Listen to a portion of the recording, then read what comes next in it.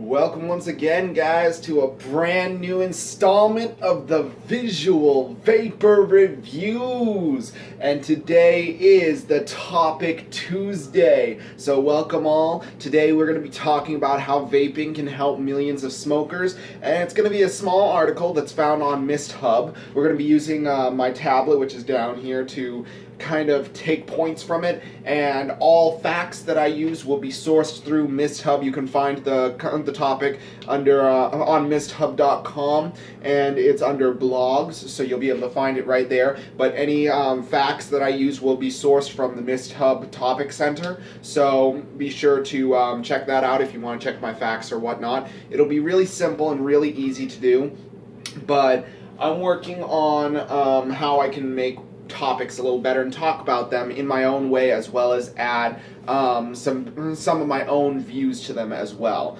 So recently, let's start off with a small story, step back a little bit. Last night I was scrolling through my news feed, and a friend of mine who was on Facebook with me, hold on, gonna have a quick vape, close friend posted this topic about how vaping this new study on vape might change your view, and how it can cause popcorn lung.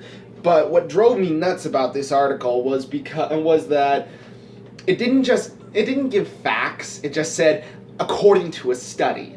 It didn't say which study, it didn't say who it was, it didn't say anything. And then it went on to say, besides the normal standard of you look ridiculous, it drives you to become a social outcast. And then went on to list all these bogus facts about how it contains formaldehyde and diacetyl. And that really led me to do some more research. So later on, I did some research into it and found out that diacetyl is a common chemical found in one of the vape flavorings, but it's, one of the lines of vape flavorings, and it's all depending on your taste. If you like flavors that are buttery, that's diacetyl.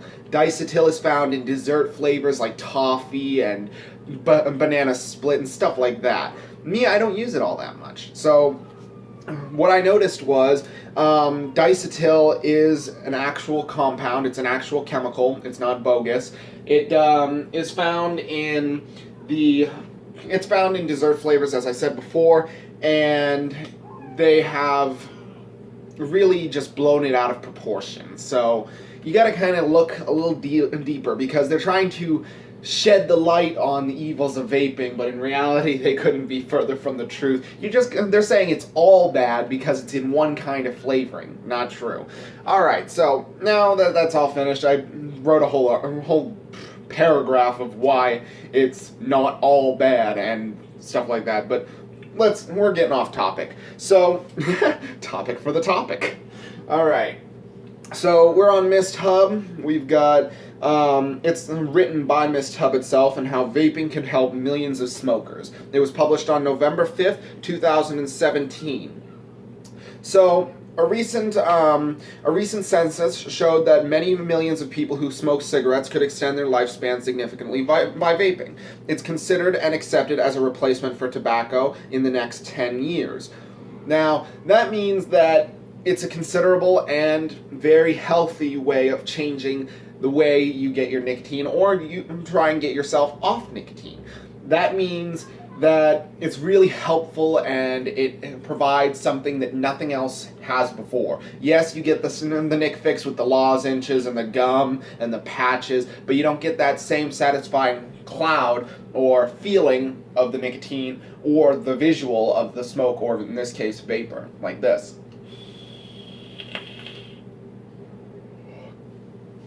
But see, that's really satisfying if you're a smoker and you see that cloud coming out after you've taken a puff. It's something about it in the psychological part of it. So, under policies that advocate for a switch from tobacco to e-cigarettes, as many as 6.6 million cigarette smokers could live a total of 86.7 million more years combined, according to the optimistic projections. A cancer researcher based on Georgetown University in Washington, D.C., showed that researchers that have an even worse situation involving e-cigarettes could still save many lives. So vaping in and of itself is not what saves lives. It's the choice to make a healthier decision into vaping. So in a way, it allows you to get the nicotine delivery system that in a healthier way than combusting. Sorry about that. Had to take care of Riley for a second. So we know that researchers' opinion is that there's even worse situation involving e-cigarettes saving lives because they're under attack by big tobacco companies. Also, the researchers that are involved in these studies also discovered that a pessimistic prediction of over 1.6 million former cigarette smokers would live a total of 20.8 years more put together, 20.8 million more years put together. So if we were to take the amount of people who switched from as many as 6.6 million cigarette smokers, all total, they'd live 86.7 million more years all combined. That means all the people combined and added up, how many more years they would live together.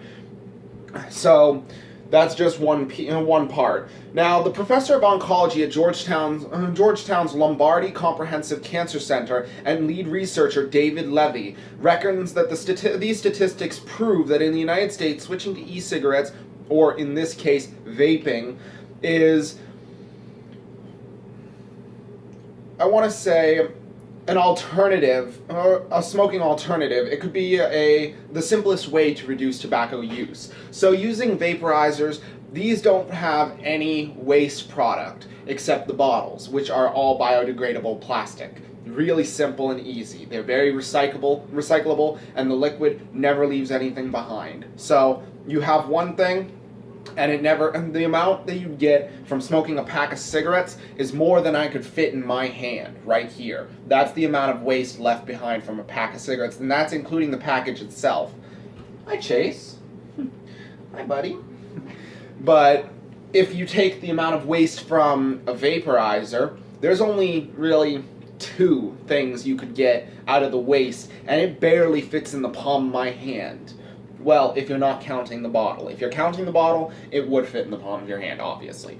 But the only main thing that you would count on from waste is the coil heads, and those are all biodegradable metals and cotton. So it all breaks down and it all biodegrades. Now, next, we have the fact that an e-cigarette strategy really could help us move towards the goal that we all have, to reduce cigarette use. And Levy is also quoted as saying, everybody agrees that cigarettes are really harmful, and population health could be dramatically improved. He also maintains that people who use e-cigarettes or vaporizers are not in danger of the chemicals and carcinogens that burning tobacco contains, even if they still feel the systemic and addictive effects of nicotine, except for the exceptions who don't use nicotine and never have.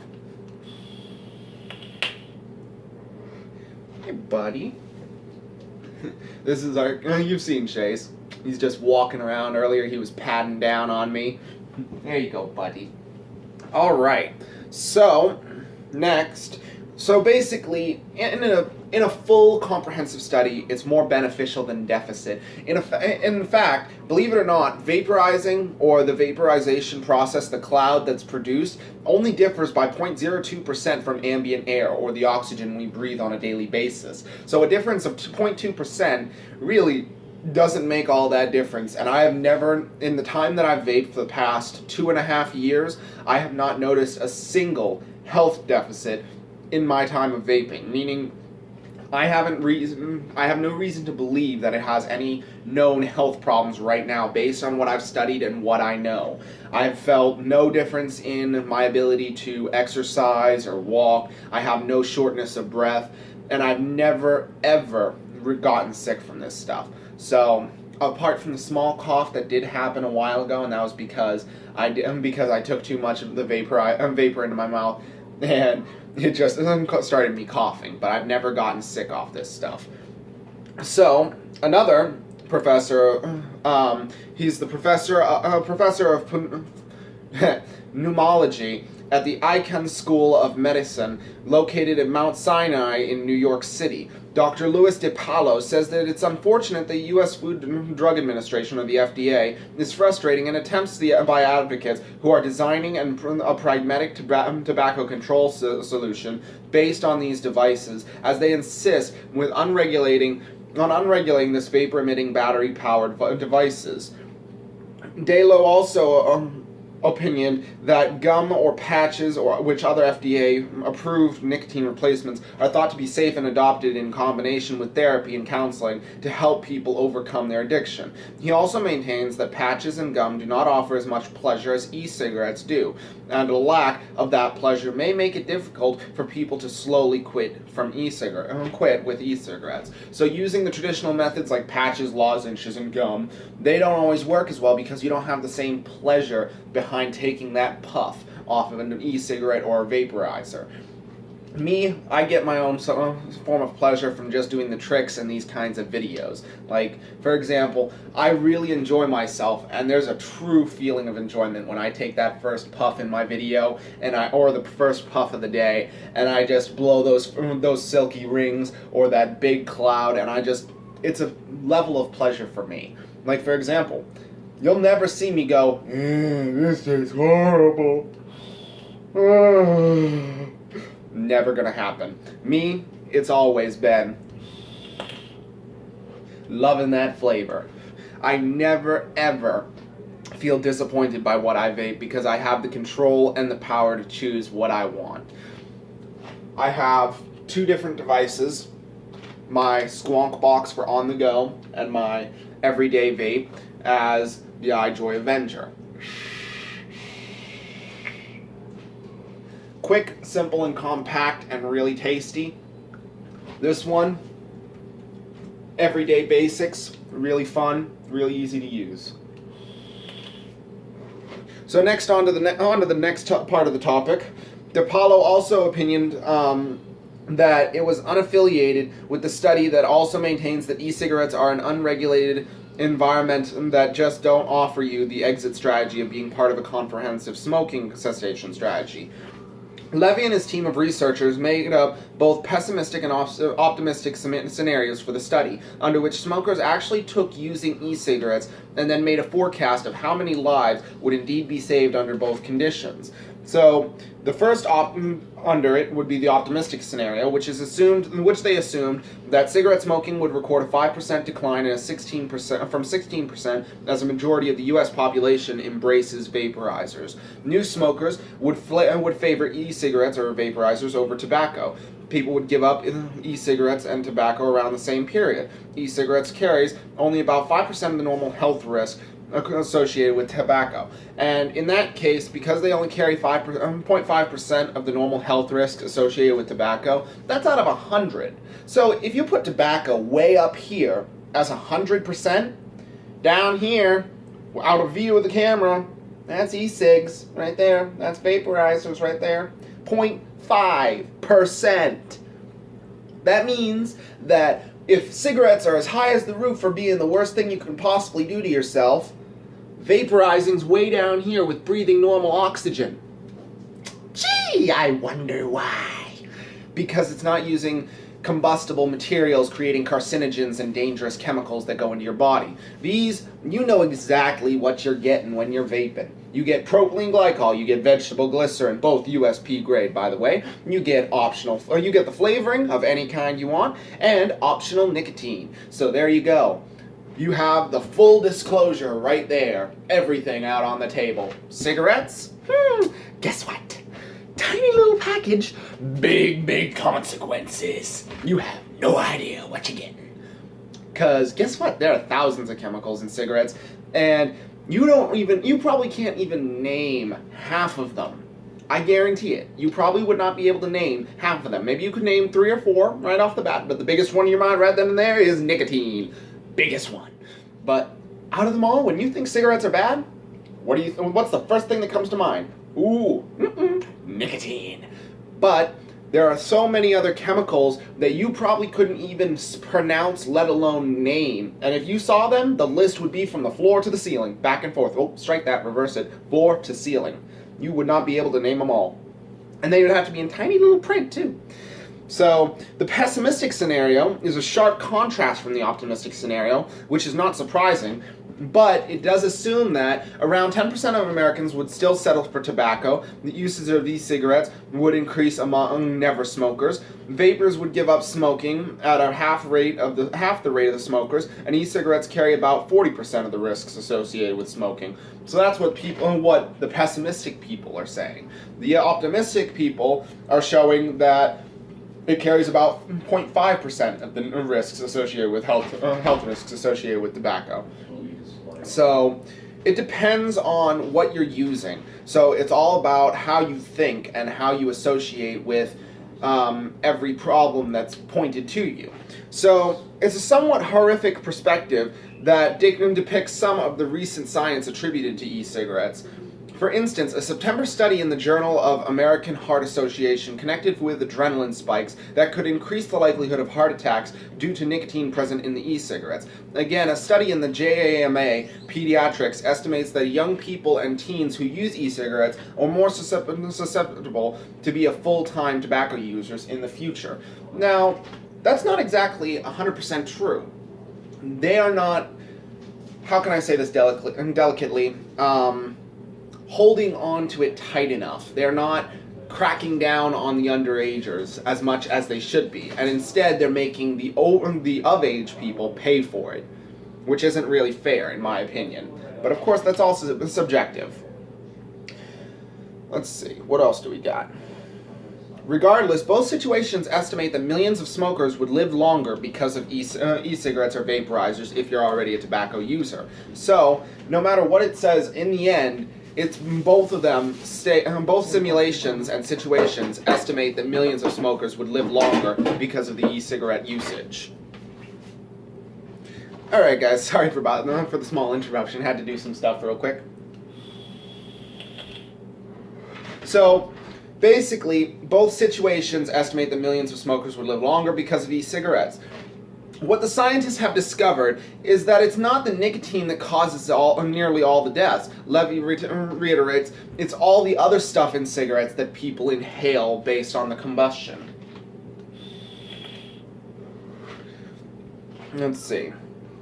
Levy and DiPaolo also both argued that should the FDA regulate e-cigarettes, it could open the floodgates for the devices to become more trusted methods of nicotine replacement. The FDA has begun to look very seriously on an e-cigarette strategy. Levy maintains that the FDA commissioner explicitly stated about 2 months ago that e-cigarettes will be a prime component of tobacco control strategies hereon. Now, part of me doesn't really like to agree with that because of what the FDA has been doing about the flavor ban. Now, the flavor ban is a pretty simple little detail, and it basically states that they want to recall and destroy and remove all of the other flavors that make vaping what it is, and replace it with just tobacco and menthol, removing the opportunity of pleasure and enjoyment of other flavors, and just giving you that standard tobacco and menthol. It's not as fun as it sounds. It's not good. In fact, most people switch to vaping because of all the flavors and the diversity and all the choices and ability to learn. So, although DiPaolo is bothered by the fact that such a situation might mean that increased nicotine addiction is normal when compared to the dangers associated with smoking, unless efforts are made to encourage e-cigarettes users to ultimately wean themselves off e-cigarettes after quitting smoking, which means that less nicotine would have to be involved as they work their way down. As it stands right now, we're an open system. We have the ability to state that, hey, okay, say I'm a smoker. We have the ability to switch over to vaping. We make that choice. We pick ourselves up a vape mod, and we get a little starter kit. Okay, buy ourselves a bottle of juice with our normal nicotine that's been nicotine level that's been recommended to us from the vape store. So say we're smoking a pack and a half a day. That's about a 12 milligram nicotine level for vaping. So we get a 12 milligram nicotine vape juice. We vape it for a week. Okay, we've used it for a week. Time to go down to the next level. 6 milligrams. Okay, 6 milligrams nicotine. Vape it for a week. We're done. Next, 3. Done. 3 for a whole week. Next, 0. Now we're at 0 and we're weaned ourselves off so easily. It literally took 3 weeks to get us to 0 and we've weaned ourselves off. Most people say it takes about months and months and months to get clean, but in reality it's so simple to quit cigarettes when you have a vaporizer. Because you have the control over the nicotine that you use. You don't have to worry about saying, "Oh my gosh, I don't have the control over the nicotine." That's because FDA would be cracking down on you. You'd only have the menthol and tobacco if the flavor ban went through. And on top of that, worst of all, would be that you would not be able to control how much nicotine you're getting if it was regulated by the FDA. So, DiPaolo reckons in this article that as a pneumologist, the idea that tobacco would be outlawed is so appealing to me that what we all want. But the question becomes, would we be making a deal with the devil regarding e-cigarettes? If they were regulated by the FDA, maybe that deal is one we don't want to make. So, the source is from from smoking to vaping could save over 6 million U.S. lives. It's from the Mist Hub on misthub.com/blogs/vape news/vaping could help millions of smokers. So that's the source, that's where it's come from, and that's what I've been able to share with you guys. Next Topic Tuesday, I'm planning on doing a topic on, let's see what we have here. We have a bunch of different topics available to us through Mist Hub, so I'm thinking of going with maybe posted on November 2nd, 2017. The study reveals that vaping could be better than smoking, could save tobacco users' lives. Kind of covered that. NYC disregards science and fight against vaping. Not bad. Advantages of integrated and removable batteries, PG or VG, which juice is right for you, and stealth vaping, how to vape on the sly. All sorts of different topics, all sorts of different things. We'll try and pick one next week for Topic Tuesday. Thursday we'll be doing a Throwdown Thursday, so we'll be doing a throwdown between the Athena Squonk and the iJoy Avenger. So be sure to stay tuned for that. And we're going to try and get those uploaded on time and on check as soon as possible. It's about 12:20 here in Hillsborough, New Hampshire. Going to be getting ready to go out and do some snow shoveling soon. Try and get this up and running, the snow blow up and running over at my friend Arnold's. So it all depends on what we're planning on doing. I'll try and get some stuff together. Let's see what my percentage is at. 33, not bad. But that about wraps it up, guys. I'm just glad I was able to do this for you. Of course, all topics are subjective to opinion, and all facts that were provided to you are provided on misthub/blog/vape news. And I really hope you enjoyed it. I hope you found it a real eye-opener. And if you liked this video, be sure to subscribe and leave a comment down in the crotch box. Also, be sure to ring that notification bell so you stay up to date on all uploads from the VVR. But as always, I'm your host, Michael Cobb, and these have been the Visual Vapor Reviews. Stay tuned for Throwdown Thursdays, guys. It's going to be a whopper.